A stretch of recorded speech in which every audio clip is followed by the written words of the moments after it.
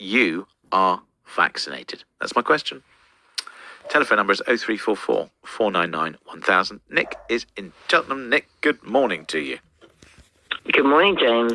Good morning. So we've got these sort of like pressures, and I do worry that the government has stopped trying to persuade people, and they're now trying to coerce or force people, and that is, to me, a bit of a dangerous road to go down. But what do you make of it all?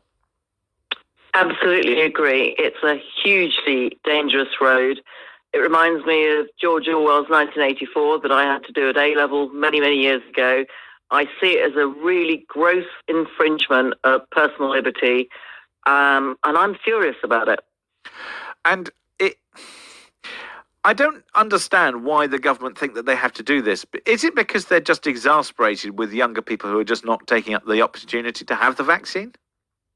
Well, it's not just younger people. If you look at the people that aren't taking the vaccine, there's quite a high majority amongst the BAME community, the Black and ethnic community, also amongst a community of people that have underlying illnesses or that have natural immunity, like myself. And that's one very good reason why you could decide that the vaccine isn't a choice for you, because we've seen a lot of scientific papers recently that have shown that the natural immunity, if you've already had COVID, is powerful and longer lasting, because the antibodies from being vaccinated are said to wane from 6 to 10 weeks. It is the case that if you've had it before, it might help your immunity. But I do know people who have caught it twice. Yes, it's very possible. And it comes down to your own underlying health and lots of personal things about your previous record. So what information could or should the government give us to allow people to make an informed decision rather than be forced into taking that decision, do you think? Brilliant question. And that is exactly my point, is that in order for us to make an informed decision on vaccination, we need to have the facts, the pros and the cons, so we weigh up the risks both ways.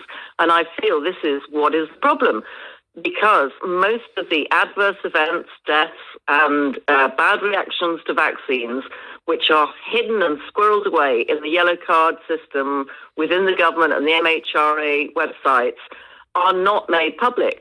When we see the news every night and we're told how many people have been vaccinated, how many people have been taken into hospital, we should have how many people have had adverse reactions, and that would at least allow us some amount of confidence in whether we. But do you think that part of the problem with that is that if you do that, then people sort of pick and select and might actually put them off? And what you really need to do is you need to have some proper advice, whether it's comms advice or otherwise, on how do you make sure that you give this information in a way that is going to make people feel positively about it, because there are some people who are so risk averse that they won't get in a plane because they think the planes are dangerous on the basis that they've seen some kind of aeroplane disaster movie. Plane crashes.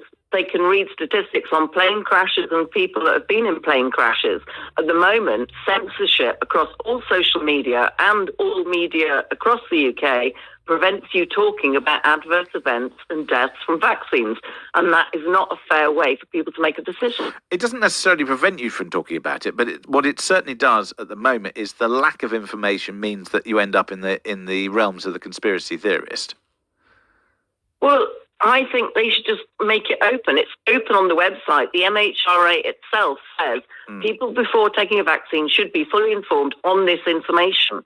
And the information is the yellow card information. Yeah, but ask anybody if they know it. No, I think that makes a very good point, and I think we'll have to turn our attention to, perhaps thinking about what happens next. Nick in Cheltenham, thank you very much indeed for your call. It's 0344 499 1000.